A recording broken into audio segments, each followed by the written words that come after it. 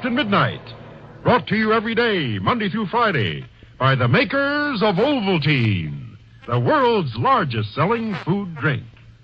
Now, I wonder if you ever said to yourself, I wish I weren't so tired. I don't see why I should be so tired. I didn't used to be.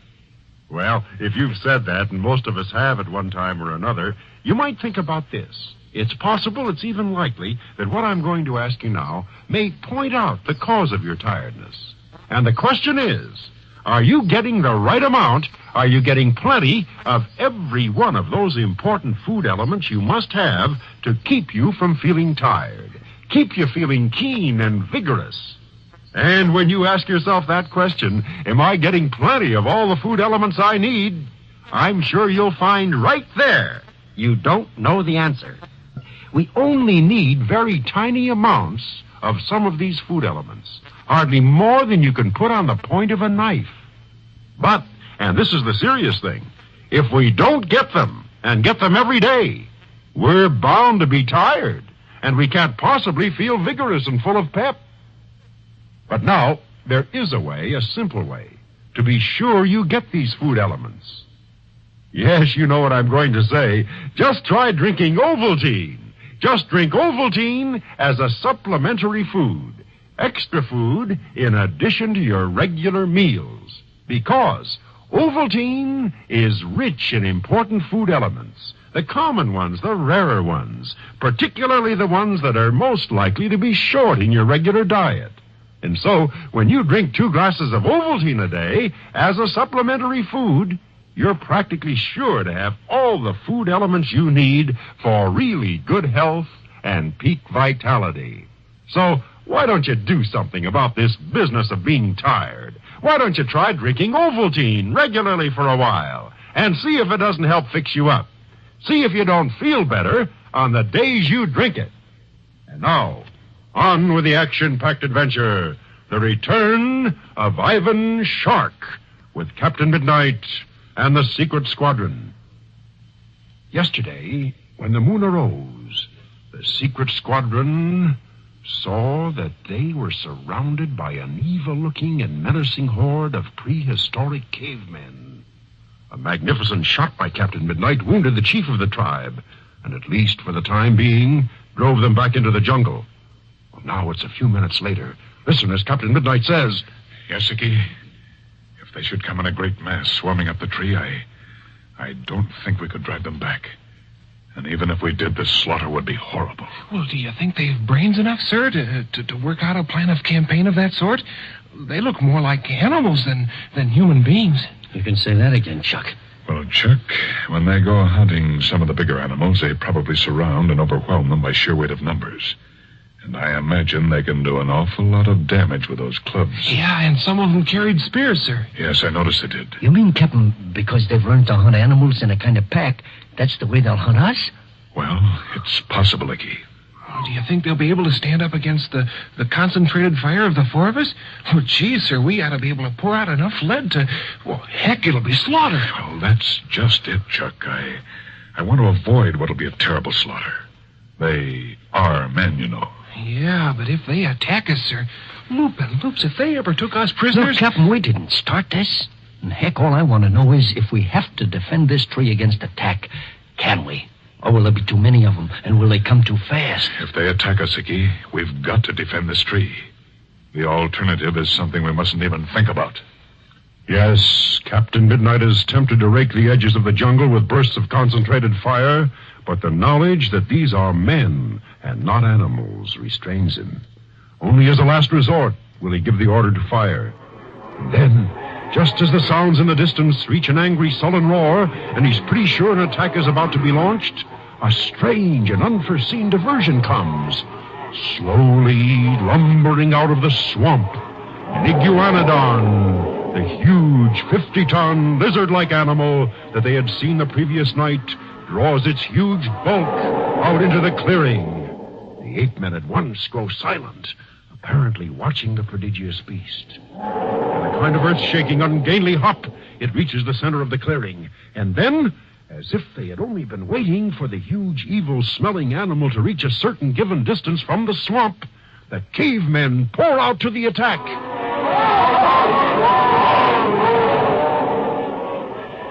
question now that when they did attack, they attacked in a swarming pack, men and women together.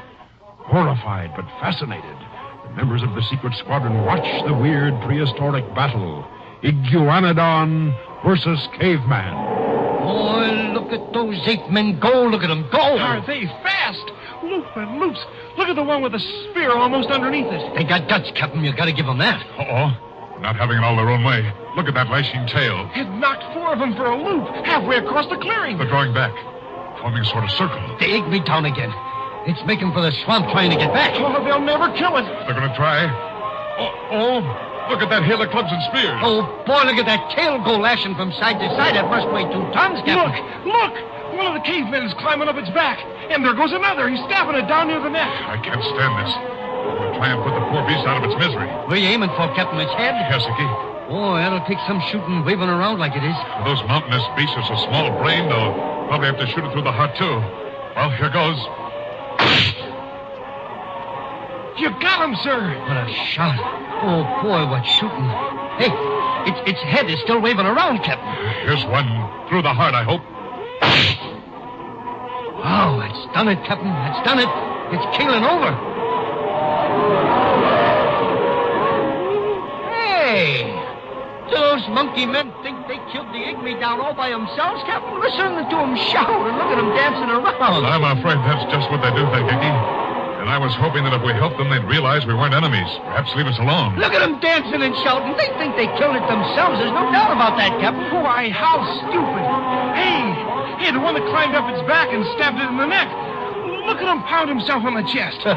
He thinks he did it. He thinks he's a champ, all right. All he needs is a microphone to say, "Hey, Mom, it was a good fight."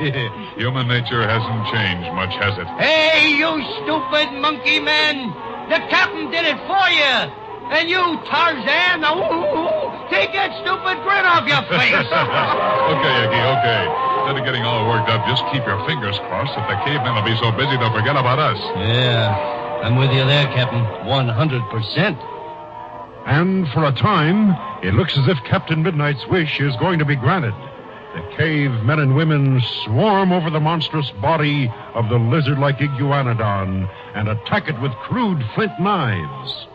Captain Midnight is beginning to think that for the rest of this night anyway, they will be ignored. When, stumbling out of the jungle, comes the wounded chief. He's apparently in a frenzy of rage. He shouts and waves his club until some sort of order is restored. And then, dramatically, he points toward the tree where the secret squadron are hiding. Captain Midnight, watching this piece of pantomime, says, Uh-oh. Old Beetlebrows is on the warpath again.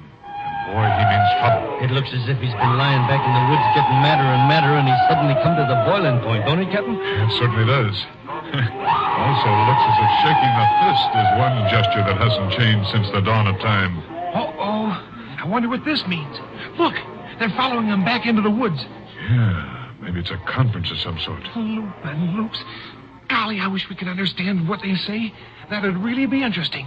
Maybe old Beetlebrows, as you call him, sir, is going to make a speech. Speech? All he can make is animal noises. Animal noises that his followers evidently understand, Icky. And that's a sort of speech, isn't it, sir? The beginning of speech, anyway. I know what he was yelling out down there, that's for sure. It was written all over his monkey-faced pan. What's that, Icky? Kill, kill, kill. Kids, look. They mean trouble, all right. They're spreading out in a circle, just under cover of the underbrush. Surrounding us again, huh, Captain? Getting ready for the final attack, or I'll miss my bet. Well, Icky, you can call their sounds animal noises if you like, but they certainly understood what the chief meant and what he wanted, and they're going to carry out his orders. And what of Ivan Shark all this time? The arch-criminal heard the first volley that drove the cavemen back into the jungle. Also the 2 shots with which Captain Midnight ended the agony of the huge Iguanodon. Does he know how close to success his plot has come? Listen. Oh, Gardo, what I'd give at this moment to have a huge tank I could drive out there and watch what was going on. I wouldn't feel safe even in a tank, boss. Not with those gorilla-faced ape men crawling all over it. Oh, nonsense. They're very strong, I admit, but not strong enough to tear open a 20-ton tank. Think they're swarming up that tree yet, boss? Possibly, Gardo. But I doubt if they started the final attack yet. The firing would be much heavier, would come in almost continuous volleys. But it does mean the secret squadron has been discovered, and that is the beginning of the end. Sure they've been discovered. When I lays a trail, boss, I lays a trail. And almost give the whole plan away by sticking your stupid head up to get shot at. Oh, it wasn't me that got shot, boss. It was Mew. And that was just a lucky one. They must have seen the branches moving at the edge of the clearing or something. It was you blundering around like a dumb ox that attracted their attention. I'm sure of that.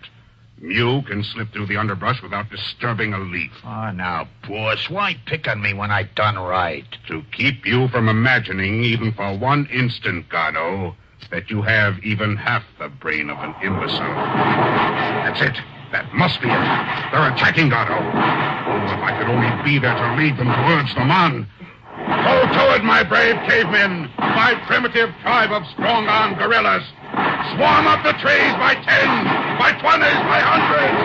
Pour over them in an irresistible flood of mighty arms and strong, hairy bodies. On to victory!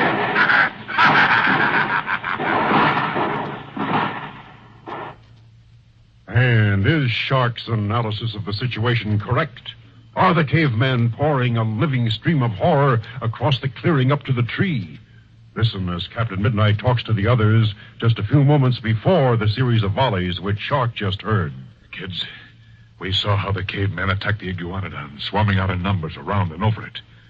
Well, there's little doubt that that's their usual method of overwhelming their enemies. That I'm almost sure is the way they'll attack us. I'll go along with you on that, Captain, if you'll add that they'll come swinging a mess of clubs that must weigh 100 pounds apiece. Yeah, to say nothing of a few spears. Yeah. Can't we stop them before they start, sir? There must be some way to do it. Well, I hate to say shoot to kill, yet... Wait. Supposing we fire a couple of volleys over their heads, it might scare them off before they start. And if it don't? In that case, there's no harm done. And, well, then we won't have any other alternative. We'll have to mow them down as fast and in as great numbers as possible. And no fooling about it, sir. And no fooling about it, Chuck. All right, kids. Let's give them 3 quick volleys. One over there by that tree that's fallen into the clearing. One over there to the right, and one to the left. Fire well above the height of a standing man. Ready? Right. Right, Captain.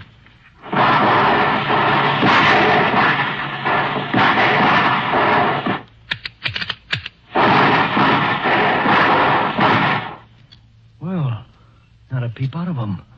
I don't even see them moving around much. No, not a sound. Well, maybe they just thought it was a clap of thunder. Remember the iguanodon, Chuck. They don't scare very easily. Yeah, that's just what I've been thinking. Look out, gang. Reload quickly. Here they come.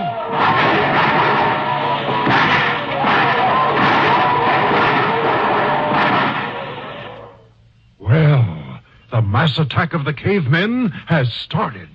Will the secret squadron succeed in driving them back, or will Ivan Shark's plot succeed?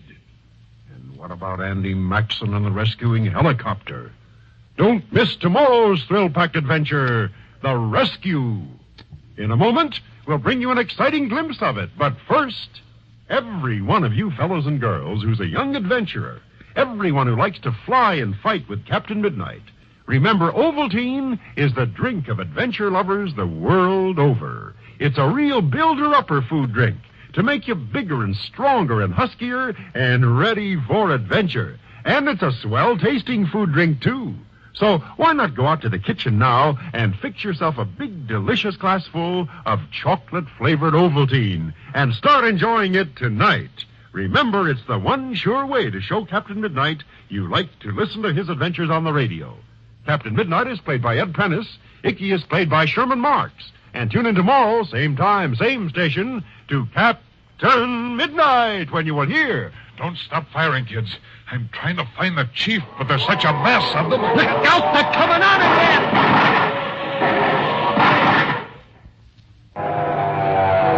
Program was transcribed.